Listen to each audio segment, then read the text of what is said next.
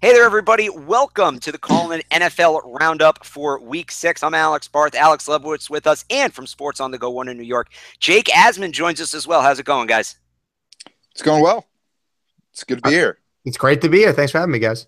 Well, Jake, we wish I'm sure for you wish you were here on better terms, but we're going to go through all the NFL games, the action from Week 6 for you. We missed last week with the baseball playoffs. We're back here. Just want to let everybody know next week, this show will probably be in the morning since the Patriots play an 8:30 game. But before we get started, the theme of the NFL season this year seems to be what the hell is going on. Another week of that. Opening thoughts, we'll start with Jake. Yeah, I mean, what you basically just saw and for another week of the NFL, and I think I tweeted this right before we started the show, you don't know what to expect, and I'm done trying to figure it out. I mean, we'll start with Pittsburgh for a second here. They go out there and they beat the Kansas City Chiefs on the road, and last week they lost to the Jacksonville Jaguars at home. Then you have the Atlanta Falcons. They lose back-to-back games to the Bills and the Dolphins in their own building. I mean, you could just name a team and just you kind of scratch your head. The Jets being 3-2 entering today, was amazing to all of us here in New York. So, the Giants being what they are at 0-5. I mean, you go on with the NFL, and every single week there's something else that happens, and it makes you scratch your head and you go, how could this be? But here we are. Yeah, I completely agree with that. It seems like it's just completely unpredictable this year. There's a lot of good teams, a lot of mediocre teams, really. There's really no standout team. The Patriots were supposed to be that team, but we've all seen their defense, and that's just not the case this season.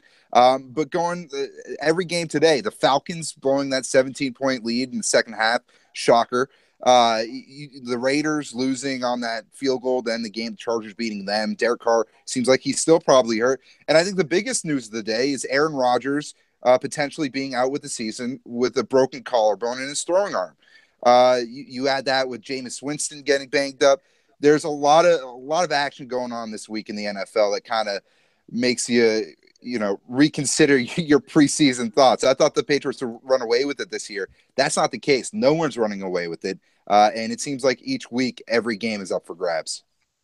All right, so we will start with the first game, as always, the Patriots and the Jets. Now, Lebowitz and I will break down tomorrow on the show what was a pretty crazy game, but it's not just any week we have Jake on, so I know you probably have some thoughts here, Asman. We'll put you on the clock. Take your time. Feel free to get angry and go. I was wondering how I was going to approach this and doing my show tomorrow. My approach, what else really needs to be said other than the Patriots are a better team than the Jets. They won the game 24-17. I don't think that's surprising. But the real storyline of this game is unfortunately about that missed call. And you can call it however you want to call it, or the NFL could spin it however they want to spin it. But if it looks like a touchdown, it's a touchdown. And, Austin Seferian-Jenkins was absolutely robbed of what was just an obvious touchdown. And you could say, oh, well, maybe he was starting to lose the ball. But, I mean, that is such a pivotal point in that game. If they call it the touchdown and it stands as if they called it on the field, it's 24-21 with 8 minutes left, and who knows what happens. And you know what? The Jets probably still would have lost because I'm a Jet fan, and that's how I think. But at least it's a game. It's a conversation. So, you could talk about the game. You could talk about, what the Jets were able to do on offense or what they were not able to do to stop the Patriots in that second half. But at the end of the day, it's unfortunate. But the storyline involving that football game is going to be all about that missed touchdown that somehow was called a touchdown on the field, and I have no idea how they overturned it. And, to make matters worse, you have, the two leaders in NFL officiating on Fox, Mike Pereira and Dean Blandino, saying afterwards that should not have been overturned. So I don't know what the NFL saw in New York to overturn it. I don't know. It's mind-boggling to sit here and think that wasn't called a touchdown. The game aside, you could get into that and break it down however you want, but that's the main storyline from that game. So let me ask you this, Jake, before we move on. Also, the final: Patriots 24, Jets 17. Patriots are 4-2. Jets are 3-3. Jake, a lot of Jets fans complaining about this call. They're not happy. But when this loss ends up being the difference between the Jets having maybe a top 5 pick or a 9th or 10th pick, isn't this kind of a blessing in disguise for Jets fans? Well, if it ends up being the difference, then sure. But, when you're in the moment, this team is 3-2. They started 0-2. They had been playing really good for 3 weeks. And you could say, oh, look who they beat. But you know what? They beat the Dolphins. And the Dolphins just went out there and beat the Atlanta Falcons. Say, oh, they beat the Jaguars? Well, look what happened to the Jaguars. Today, look what they've been able to do, bouncing back last week, beating the Steelers. So, you know what? Yes, long-term, is this loss maybe better for them if the season goes how we think it was supposed to go? Sure. But, as we talked about at the top of the segment, the NFL hasn't gone how any of us imagined it was going to go this year. So I have no idea what this loss means long-term. But it's just frustrating because the Jets went out there and played really well, I thought. Considering they're overmatched from a talent standpoint, they have a 38-year-old journeyman quarterback. The fact that they went out there and they battled with the defending champs at home, that's a great sign of a young team continuing to get better each week. So it's unfortunate they got screwed the way they did, but there are a lot of positives to take away if you're a fan of the Jets, which I am. So, if you want to talk positives long-term, then, I see your point, Alex, but, in the moment, it's frustrating when, you have a lot of fans that pay a lot of money to watch the Jets every Sunday at MetLife Stadium, and to see that call happen in that spot, I can understand why Jet fans want to riot after that. It's very frustrating. All right, well, no positives at all today for the Atlanta Falcons in their new stadium. They're now 1-2, including blowing a 17-point lead to the Miami Dolphins. All 20 points coming in the second half. Dolphins move to 3-2. Falcons fall to 3-2, 1-2 at home. Lebowitz, we'll go to you first. Is this the beginning of the Super Bowl hangover? Systemic problem for the Falcons. They just can't hold on to these leads. Yeah, I think it proves that Matt Ryan, although he has elite ability, he's not really an elite quarterback per se. He's not a guy that you want to kind of go to battle with. And that was shown today. You got to give credit to the Dolphins defense, but that's a Jay Cutler-led team that just beat you after you had a 17-point lead. There's something Keyword with teams Jay that Cutler-led. Yes, exactly. Smoking Jay Cutler, baby. But positives from that game, Jay Ajayi, he's amazing. I think another takeaway from today is just there is a surplus of young talent at the running back position in the NFL this year between guys like Todd Gurley, Jay Ajayi, Jordan Howard for the Bears today had an unbelievable game. Zeke, you can go on and on, but that's the one positive from today. And Devontae Freeman on the other side. There's a lot of great talent at the running back position, and because of that, for the Dolphins, they got to win today, and they seem to be having a surprisingly okay season, I guess. Asman, all 4 teams in the AFC East are 500 or better. Is this division better than people give them credit for? I think so. And listen, a lot of people were down on the Jets, as you should be. But watching from afar, I actually thought the Jets could win 5 or 6 games this year. I even tweeted it before the year. This is not just oh, look what they've done and you take credit for something. The Jets have a decent amount of talent on defense. I think the Bills have been a lot better than any of us could have imagined. But they had that typical Buffalo Bills loss last week to the Bengals. So I don't really know how good the rest of the NFL really is. I don't know how good the Atlanta Falcons are, that they've now lost 2 straight games to, the Bills and the Dolphins at home. But, maybe the AFC East is a little bit better than people imagine, because you have the Patriots. The Jets are better than we all thought. And you look at the Miami Dolphins and what they've been able to do at this point, 3-2. And, maybe the division's a lot better than people gave it credit for. And I think that's a good thing for the NFL when you don't know what to expect season after season. And next week, we have Sunday Night Football, the rematch, the Patriots and the Falcons. As a Patriots fan, I'm feeling good. Falcons are coming in downtrodden. You blow another big lead, and that team looks like they're on some shaky ground. All right, this game may have produced the biggest storyline of Week 6. The Packers and the Vikings. Vikings take this one at home, 23-10. Both teams are now 4-2. But the story, Anthony Barr bringing down Aaron Rodgers early in the game. Rodgers falls on his shoulder, broken collarbone. He may be out for the season. We're waiting to hear, but it's going to be some time. Guys, each of you will start with Lebowitz. Give me a name that the Packers should bring in as their new starting quarterback. Oh, geez, putting me on the spot. I don't know. I know a lot of people are probably going to want me to say Colin Kaepernick. That may be actually a good pick. Though, right? It does. He's a guy who can move on his feet. He's to Aaron Rodgers, very talented as a rocket. And obviously, no one's Aaron Rodgers. That's probably honestly the best guy to bring in who would fit their system. If I'm being completely honest, I don't know if they're going to want to do that in Green Bay. I don't know if they're going to want a guy like that on their team for various reasons that execs have said in the past. But systematically, that's the one guy who does make sense. The reality, though, is I don't think they're going to win with anyone else at the helm other than Aaron Rodgers. Their season's over after this. One of the few legitimate Super Bowl contenders is no more in the NFL after today. We got a comment on YouTube from Rob who says RG3. I actually touched on that in a column I wrote that's coming out tomorrow morning. I'm just going to say no on that. Jake, you had a very interesting tweet. I don't know if you were being serious or not about this, but boy, would this be something. I don't know if that's your go-to guy or not. It is. You're nodding. All right, hit us with it. Tony Romo. And yes, people can sit back and say, oh, well, why did you leave the broadcast booth? Well, Jay Cutler did the exact same thing. And hear me out. I don't think it's that ridiculous. I don't think Tony Romo would come out of retirement for, a bad team. I don't think he'd come out for any particular team, maybe outside of the Dallas Cowboys. But think about this for a second. Tony Romo's from Wisconsin. He grew up a Packers fan. And obviously, if he joins the Green Bay Packers, he instantly makes them, a legitimate contender once again. Will it happen? Probably not. I think he enjoys broadcasting. He's very good at it from, all the reviews he gets from people, all the positive reviews. But I don't think it's that ridiculous to suggest Romo. I definitely think if you're the Packers, you at least call him and find out, because you just never know when you're talking about someone like Tony Romo, who played in the NFL not a couple years ago. He played in the league as last year. He was on an NFL roster all of last season. Is he still in game shape? I have no idea. Does he still want to play? I have no idea. But it's at least a conversation I think you should have if you're the Packers. And a name like Tony Romo with a team like the Green Bay Packers is just amazing to begin with. And just think, if Dallas can somewhat turn things around, we know how it went down in the playoff game last year. Think about Tony Romo in green and gold in a playoff game against the Dallas Cowboys. Wouldn't it be epic? That would be as must watch as the NFL has been in years. I'm going to throw out. He actually wins. And he actually wins, right? I'm going to throw out a name.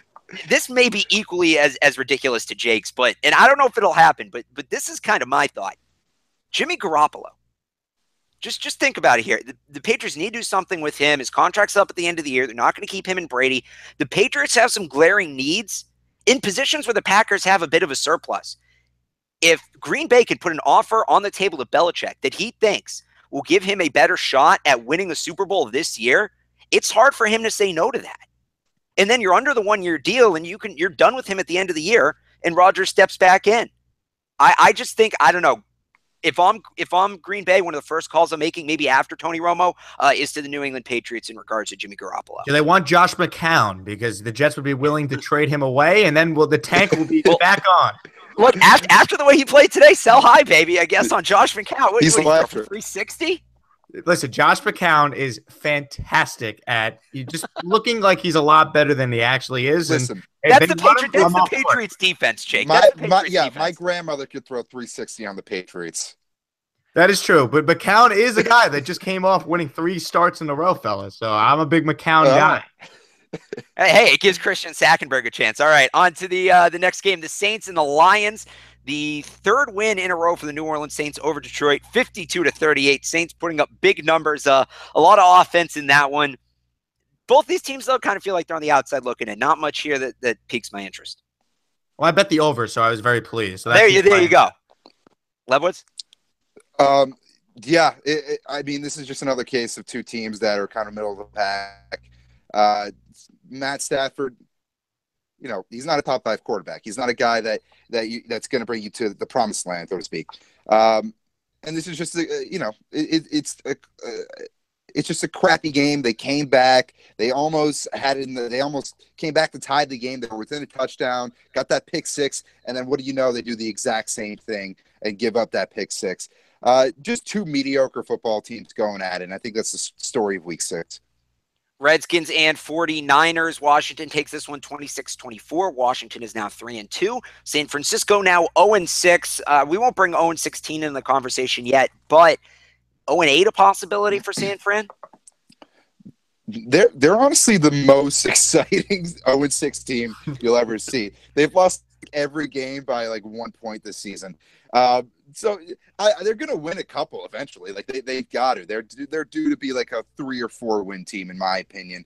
And I think this is a team that could end up being decent eventually. They got some young talent. Obviously, this isn't the year. But they've been playing some decent teams tough, and you can't ignore that. Jake. They've been better, I think, than people imagine as far as if you just look at the scores and the close games they've been in. But it is crazy, some of the ways that they have lost today. But what does this game really say about the Redskins? That they're at home and they couldn't blow out the San Francisco 49ers, that this game had to be this close? That's one of those games where if you're a fan of that team, let's say, if you're a Redskins fan, the only result where you could walk out of there and be really happy is if you blew them out. The fact that it's close, yes, you always take the win in the NFL, but it just shows you what we've been saying at the top of this segment here. You can't predict the NFL. So the fact that, the San Francisco 49ers, flew cross country and made it that close with what we thought one of the better teams in the NFC, I think is a testament to just, you don't know what's going on with the NFL week to week. Somebody on YouTube stole my comment here on this game. I like CJ Beathard. Beater, whatever it is. I was a Beathard or something. I was a fan of his at Iowa. In my mind, he's one of the more NFL-ready quarterbacks to come out of the last couple of years. Not in terms of talent, but the system Iowa runs. He's able to easily slide into an NFL offense, an NFL concept. I like seeing him on the field. I'm interested to see what he's going to do in the next couple of weeks. He's a guy I think he's not going to win you Super Bowls, but while you're trying to find the next guy, perfectly good bridge quarterback, he has both the ability and the beard to be a Ryan Fitzpatrick kind of guy. We'll get to Fitz in a minute, but first, another rookie quarterback. It took overtime. The Bears on the road pick up the win against the Ravens 27-24. Chicago's now 2-4.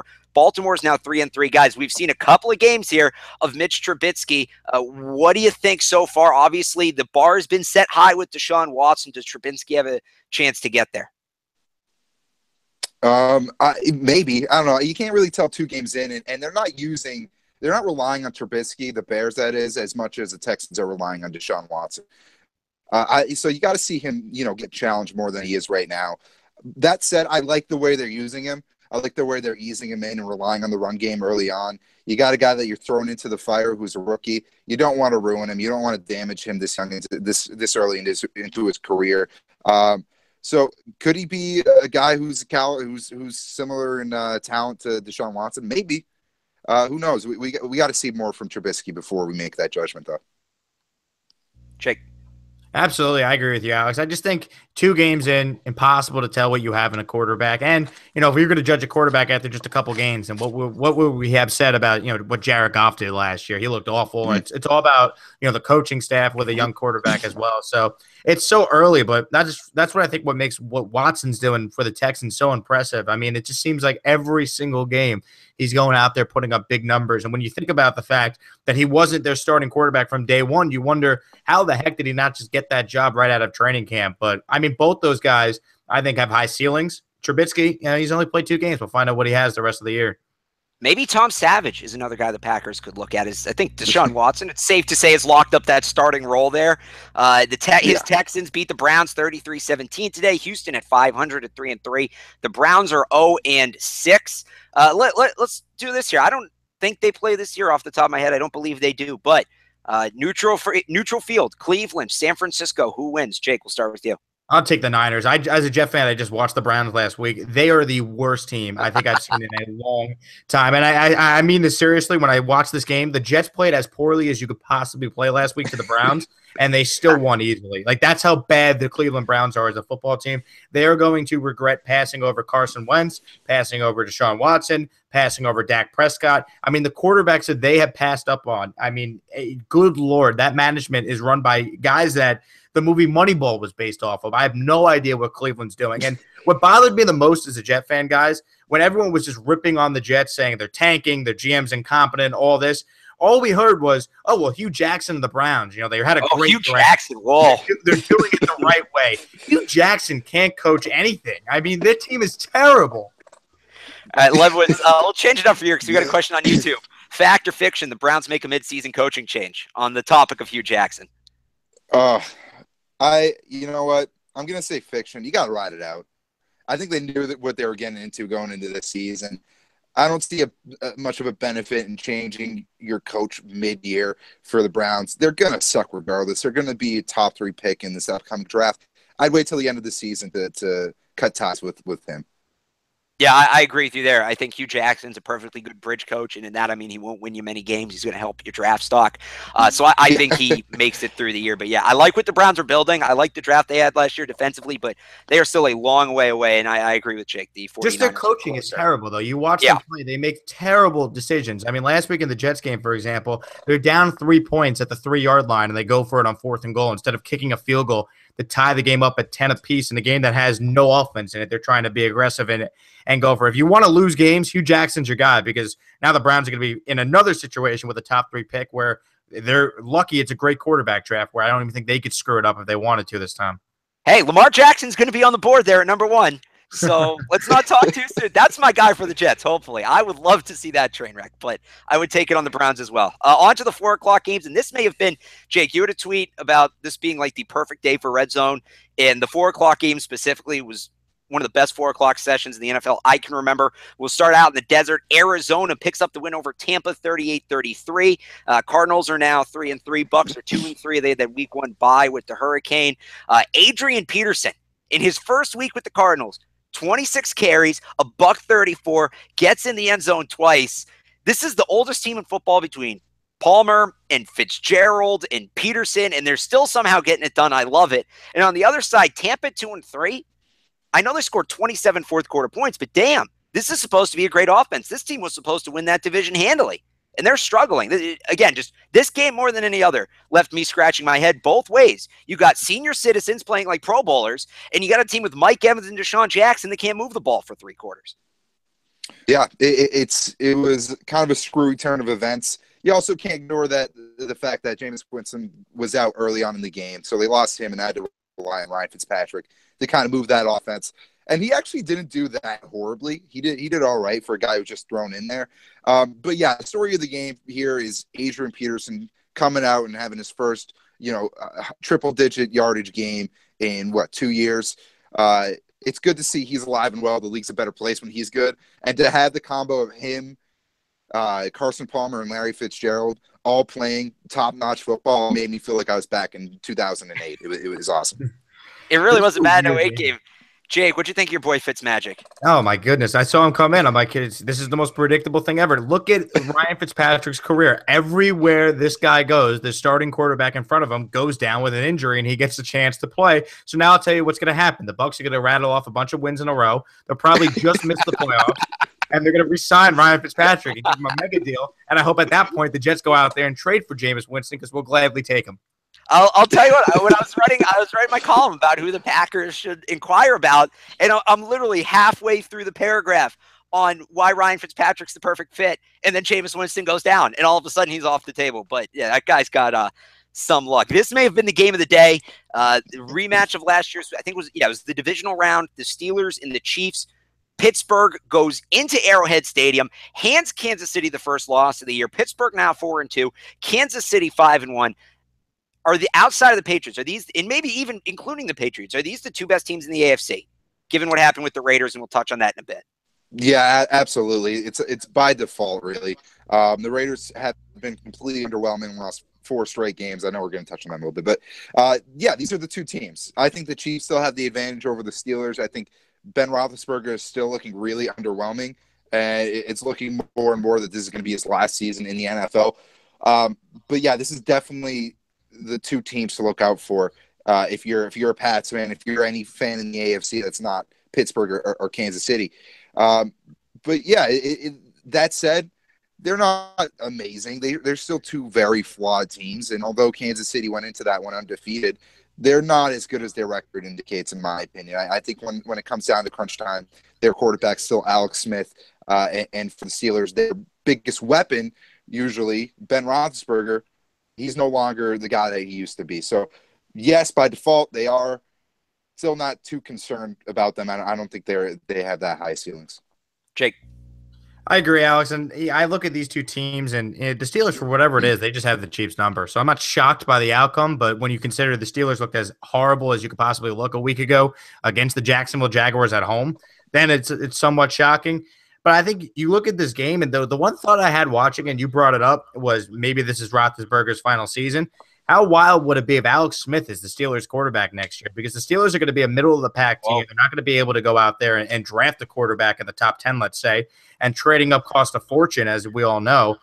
Maybe Alex Smith, if he's available because the Chiefs want to give the reins over to Patrick Mahomes, maybe Alex Smith could make sense for the Steelers. That was just a random thought I had watching this game. But to answer your question, are these the 2 best teams in the AFC outside of the Patriots? I think by default they have to be, and I agree with Alex who said that. No, between that Alex Smith take and the Romo take, you're on fire with the quarterback. Yeah, that's a good one. Never thought about that. All right, no, it wasn't out west because the Jaguars were at home. They fall to the Rams 27-17. Rams are now 4-2. Jags are 3-3.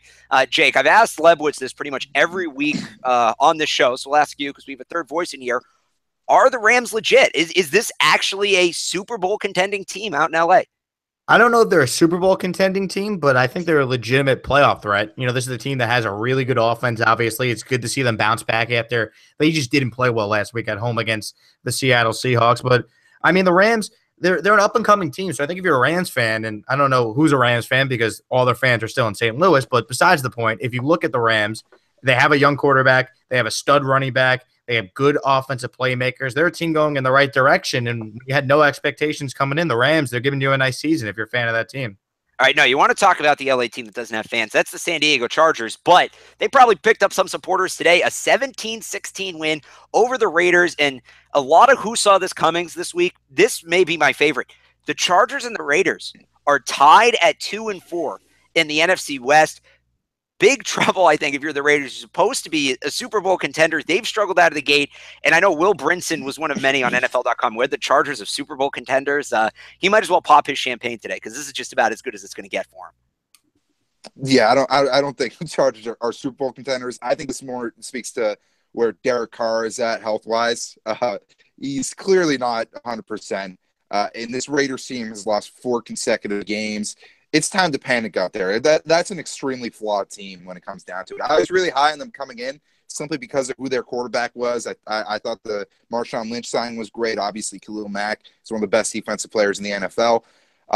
But this is a very flawed team, and if Derek Carr is not 100%, that's not a Super Bowl contender. In regard to the Chargers, they're all right. I'm not really worried about them. It seems like it's going to be the Chiefs coming out of that division. If not them, the Broncos. So, two teams there at the cellar. I didn't expect the Raiders to be there, but the Chargers are kind of where I thought they'd be at this point.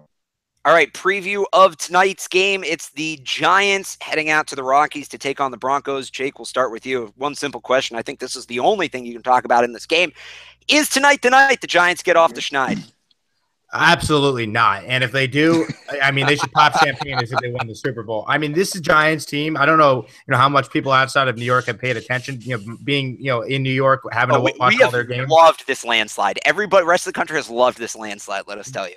They have just been brutal, and you can't make an excuse with the injuries. At this point, their year is over, but they started 0-4 before they lost their best 2 wide receivers and Odell and Brandon Marshall. I mean, they are just an absolute train wreck from top to bottom. I can't see any scenario where this game is close. So the thought of them actually winning this game, that to me would be the equivalent of like the Miracle on Ice in 1980. I mean, when you watch the Giants every week, their ineptitude is incredible, and the fact that they're going to go into this with 0 skill players on the outside against the best defense in their own building coming off a bye. I mean, it has all the makings of just an absolute nightmare if you're a fan of the Giants.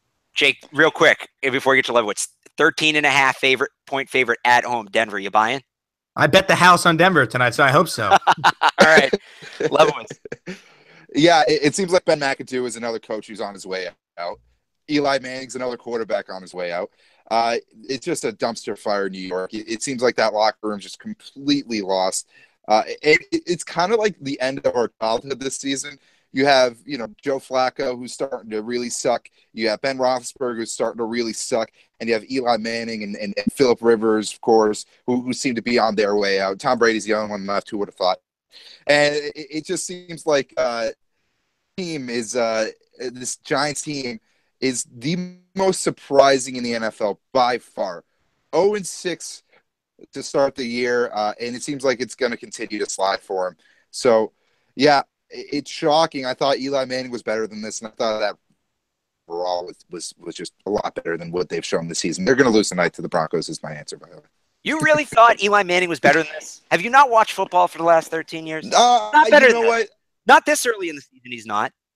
I figured that with the weapons that they got with the weapons that he has, it's hard not to be good. It's hard not to perform. And maybe I thought too highly of him. He's a guy who has been pretty underwhelming in the regular season, who has relied on his, clutchness over his career. But yeah, I guess I was too high on him to start. But it seems like I'm willing to accept the fact that Eli Manning is in fact on his way out.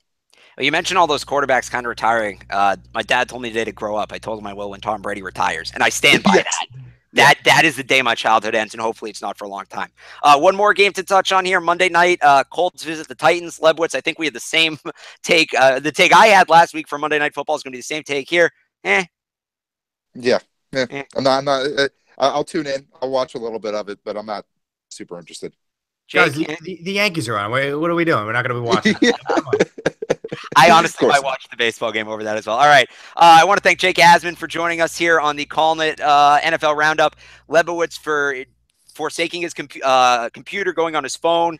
If nobody doing this watching live, if you go back and find the record on YouTube, if you're listening to the replay, there are like a million great screen freezes where his phone glitched of him just in the absolute worst face. So if somebody wants to go screen cap those, oh Jesus, we will put them all over our Twitter. So yeah, and that Twitter, of course, is at Callin the Podcast. You can follow us there. Follow us on SoundCloud as well. Subscribe on iTunes. Me and Lebowitz will be back tomorrow. We got a lot to touch on the show tomorrow. We'll be talking Celtics. We'll be talking Red Sox offseason. Maybe a little U.S. soccer. Of course, we'll break down the Patriots game. And Jake, you got a show tomorrow too, am I right? 8 a.m. sportsonthego1.com. Looking forward to it. All right, so check that out. For Jake Asman, Alex Lebowitz, I'm Alex Barth. Thanks for tuning in. Next week, this will be a morning show, probably, again, at Callin the Podcast on Twitter. We'll let you know there. Lebowitz and I will talk to you tomorrow. Listen to Jake tomorrow morning. Bye, everybody.